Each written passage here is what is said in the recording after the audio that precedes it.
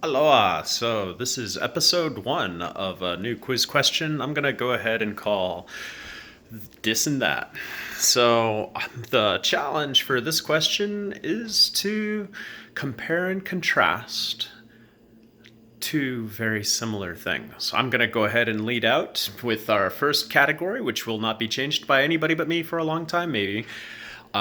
Compare and contrast these two bicycles. And so the way that the game is scored is how long can you maintain an engaging, factual reflection upon two inanimate objects without resorting to episodes of personification or human references. So a more engineering type description, not an entertainment bias description. Till you're done. So maybe the recording takes a while. From an encryption standpoint, I think this has a lot going for it. I mean, it says a lot about what the formatted language might be, because I didn't include that in the specification. So this is episode one. Trying to make my crew flip the phone. They're not cooperating, so we're going to do a little over the shoulder camera action here. That's no feedback, bright field to capture a 2017. No, that's this side. Haha.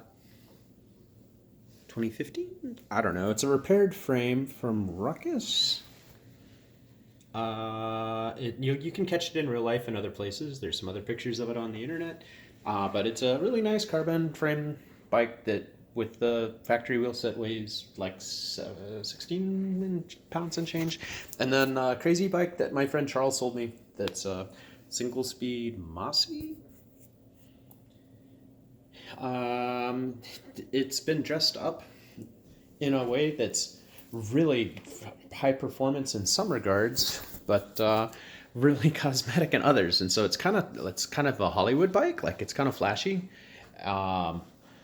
So from a contrast standpoint, I'd start with the frames. The Mossy features the brazing left on the outside with the light polish, either masked or not. They managed to leave a lot of the brazing exposed from the frame build. And so that's kind of fantastic.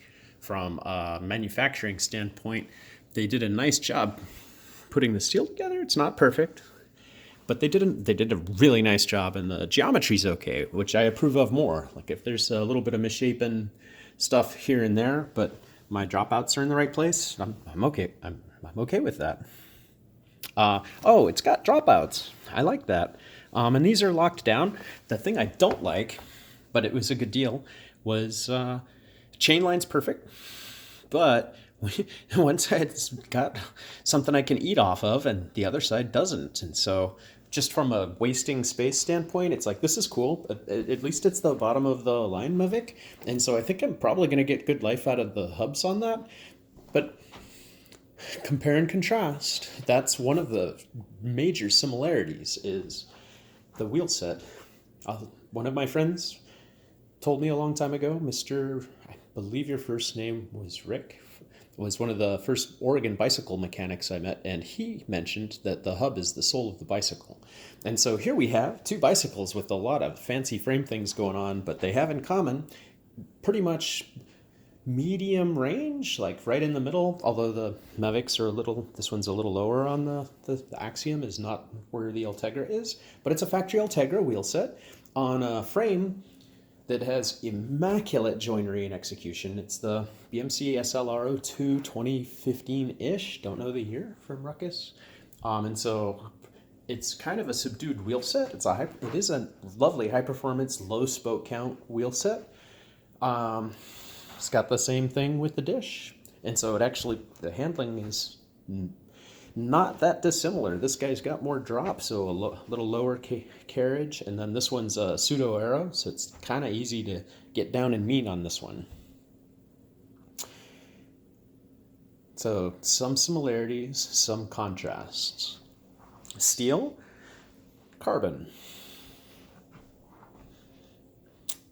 both efficient. This one handles like a laser beam. This one is more like an animal.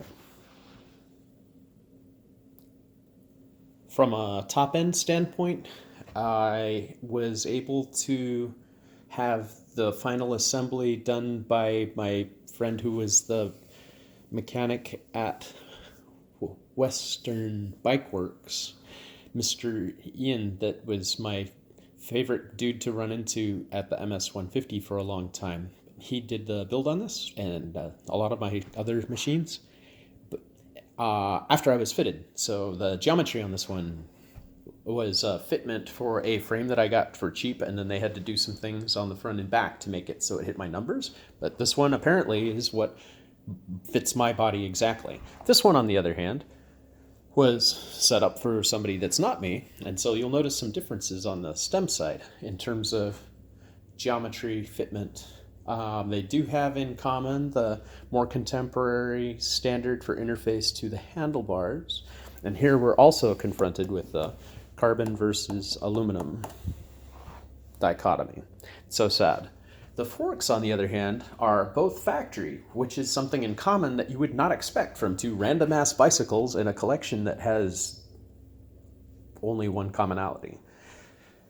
Here we have a fork that needed to be ordered from the factory because I was not able to get an aftermarket one that would correctly join the rest of the frame. I was concerned that that would exceed the cost of the frame. I was terrified when they told me that, yes, it would in fact have to be shipped from Switzerland. So when they also told me they were able to get one at a slightly lower cost that was from the next model down, but so the paint wouldn't match, but it's the same fork, I was happy with the less money thing. And so here we have a candidate frame for maybe some type of custom graphics in the future, whereas this frame has very little possibility of me wanting to repaint it ever. Beautiful metal flake factory paint with some sticker and then some embossing still. I'm going to save that for a mystery later on when we look at bottom brackets, but this one also has some usability features that are not present on the Team SLR02. Contrast, yes. Ditto bottom brackets. This one was put together with what needed to make it happen in time for me to go to a race, whereas this one came to me from other people that did a build for unknown reasons. And I generally appreciate what they did, but some of it's kind of crazy.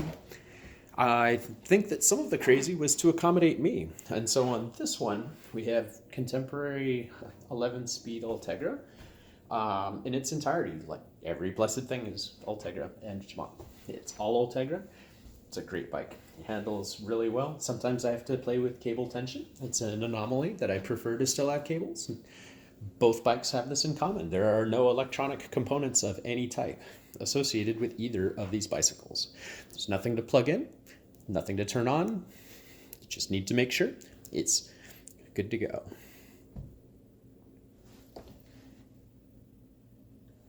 So foxy, the bikes. When I think about the color schemes, the contrast is striking. My preferred cockpit, for whatever reason, is white for all the contact points, and I really don't care after that. My house is mostly painted white on the inside because that's what they did before I moved here, and I'm not inclined to change any of the colors. I kind of like that with this one. On the other hand, from an engineering standpoint, I've noticed that this one has a lot more public interface going on. She's foxy. So I'm going to try to unite these in the future. They're a huge glaring contrast right now, but in the future, I'm going to be integrating some chassis connection points to make it so that there can be a more membranous carriage, including upright foldable here especially. I'm conscious about having contact with my legs. Anywhere in here, anything that touches my legs is really bad. It's super easy to avoid on this bike because it's so slender and svelte, and I'm not really going to put anything on it because it's a city bike, compared to this one, which I'm inclined to ride forever. I think that's going to wrap it up for tonight. So I'm going to go ahead and set our new high score. I love being the king of episode 1. I think this game's going to go well.